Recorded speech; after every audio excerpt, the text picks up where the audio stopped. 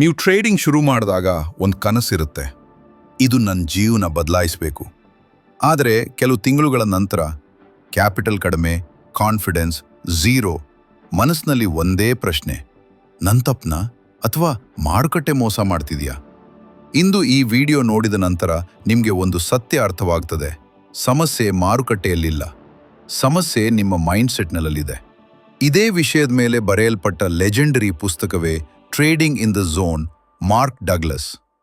Chapter 1, 90% traders ಯಾಕೆ ಸೋಲ್ತಾರೆ? ನಿಜ ಹೇಳಬೇಕಂದ್ರೆ 90% ಟ್ರೇಡರ್ಗಳು ದೀರ್ಘಾವಧಿಯಲ್ಲಿ ಸೋಲ್ತಾರೆ.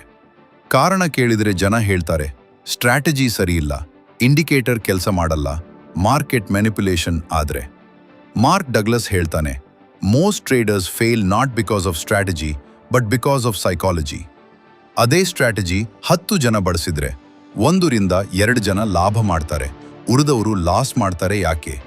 ಕಾರಣ ಮನಸ್ಸು. ಚಾಪ್ಟರ್ 2, ಮಾರ್ಕೆಟ್ನ ಸತ್ಯ. ಈ ಪುಸ್ತಕ ಹೇಳುವ ಮೊದಲ ಪಾಠ, ಮಾರ್ಕೆಟ್ ಯಾವತ್ತೂ ಅನ್ಸರ್ಟನ್. ನಿಮ್ಮ ಬೆಸ್ಟ್ ಸೆಟಪ್ ಇದ್ರೂ ಅದು ಲಾಭ ಕೊಡಬಹುದು ಅಥವಾ ಲಾಸ್ ಕೊಡಬಹುದು. ಮಾರ್ಕೆಟ್ಗೆ ನಿಮ್ಮ ಬಗ್ಗೆ ಏನೂ ಗೊತ್ತಿಲ್ಲ.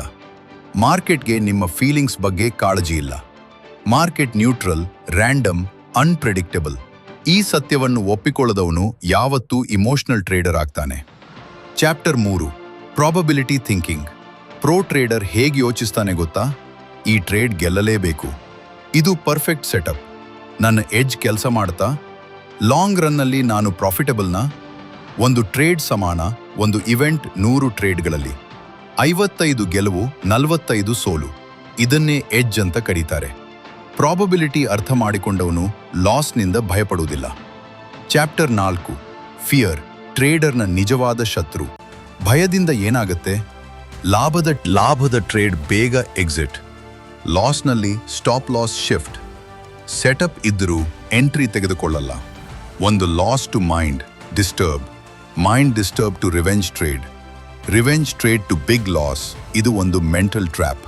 ಮಾರ್ಕ್ ಡಗ್ಲಸ್ ಹೇಳ್ತಾನೆ, fear comes from not accepting risk ಒಪ್ಪಿಕೊಂಡ ದಿನ ಫಿಯರ್ ಕಡಿಮೆ ಆಗುತ್ತದೆ. ಚಾಪ್ಟರ್ 5, ಗ್ರೀಡ್ ಮತ್ತು ಓವರ್ ಟ್ರೇಡಿಂಗ್. ಒಂದು ಲಾಭದ ಟ್ರೇಡ್ ಆದ್ಮೇಲೆ ಮನಸ್ಸು ಹೇಳ್ತದೆ, ಇನ್ನೊಂದು ಟ್ರೇಡ್ ಹಾಕೋಣ, ಇವತ್ತು ಲಕ್ಕಿ ಡೇ.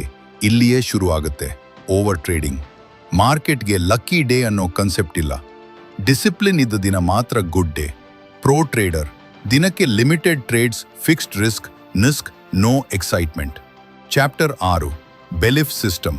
ನಿಮ್ಮೊಳಗಿನ ತಪ್ಪು ನಂಬಿಕೆಗಳು. ನಾನು ತಪ್ಪಾಗಬಾರ್ದು, ಲಾಸ್ ಅಂದ್ರೆ ಫೇಲರ್, ಮಾರ್ಕೆಟ್ ನನ್ನ ವಿರುದ್ಧ ಇದೆ. ಈ ನಂಬಿಕೆಗಳೇ ಈಗೋ ಬಿಲ್ಡ್ ಮಾಡುತ್ತವೆ, ಡಿಸಿಪ್ಲಿನ್ ಡಿಸ್ಟ್ರಾಯ್ ಮಾಡುತ್ತವೆ. ಪ್ರೋ ಟ್ರೇಡರ್ ಹೇಳ್ತಾನೆ, loss is part of business. Trading ಸಮಾನ್ ಶಾಪ್, ಲಾಸ್ ಸಮಾನ್ ರೆಂಟ್, ಪ್ರಾಫಿಟ್ ಸಮಾನ್ income. Chapter 7, professional trader mindset. Pro trader ಲಕ್ಷಣಗಳು. ಲಾಸ್ ಅಕ್ಸೆಪ್ಟ್ ಮಾಡ್ತಾನೆ, ಇಮೋಷನ್ ಅಟ್ಯಾಚ್ ಮಾಡಲ್ಲ, ರೂಲ್ಸ್ ಫಾಲೋ ಮಾಡ್ತಾನೆ, ಪ್ರಾಸೆಸ್ ಮೇಲೆ ಫೋಕಸ್. ಅವನು ಕೇಳೋ ಪ್ರಶ್ನೆ, ನಾನು ಸರಿಯಾಗಿ ಟ್ರೇಡ್ ಮಾಡಿದ್ದೀನಾ? Result secondary, process primary. Chapter 8, discipline ಸಮಾನ್ ಫ್ರೀಡಮ್. ಬಹುತೇಕ ಜನ ಡಿಸಿಪ್ಲಿನ್ ಅಂದ್ರೆ ಬಂಧನ ಅಂತ ಭಾವಿಸ್ತಾರೆ. ಆದರೆ ಸತ್ಯ ಏನ್ ಗೊತ್ತಾ? ಡಿಸಿಪ್ಲಿನ್ ಸಮಾನ್ ಫ್ರೀಡಮ್. ಫಿಯರ್ ಇಲ್ಲ, ಕನ್ಫ್ಯೂಷನ್ ಇಲ್ಲ, ಸ್ಟ್ರೆಸ್ ಕಡಿಮೆ. ರೂಲ್ಸ್ ಪಾಲಿಸೋ ಟ್ರೇಡರ್ ಮಾರ್ಕೆಟ್ನಲ್ಲಿ ಸರ್ವೈವ್ ಮಾಡ್ತಾನೆ. ಫೈನಲ್ ಮೆಸೇಜ್, ಈ ಪುಸ್ತಕದ ಹೃದಯ ವಾಕ್ಯ, you don't need to know what will happen next to make money. ನಿಮಗೆ ಬೇಕಾಗಿರೋದು right mindset, risk control, consistency. ನೀವು ಈ ವಿಡಿಯೋ ನೋಡ್ತಿದ್ದೀರಾ ಅಂದ್ರೆ ನೀವು ಸೀರಿಯಸ್ ಟ್ರೇಡರ್. ಈ ವಿಡಿಯೋ ನಿಮಗೆ ವ್ಯಾಲ್ಯೂ ಕೊಟ್ಟಿದ್ರೆ ಲೈಕ್ ಮಾಡಿ, ಸಬ್ಸ್ಕ್ರೈಬ್ ಮಾಡಿ, ಕಮೆಂಟ್ನಲ್ಲಿ ಝೋನ್ ಅಂತ ಬರೆಯಿರಿ. ಮುಂದಿನ video, daily trading mindset, rules, trade smart.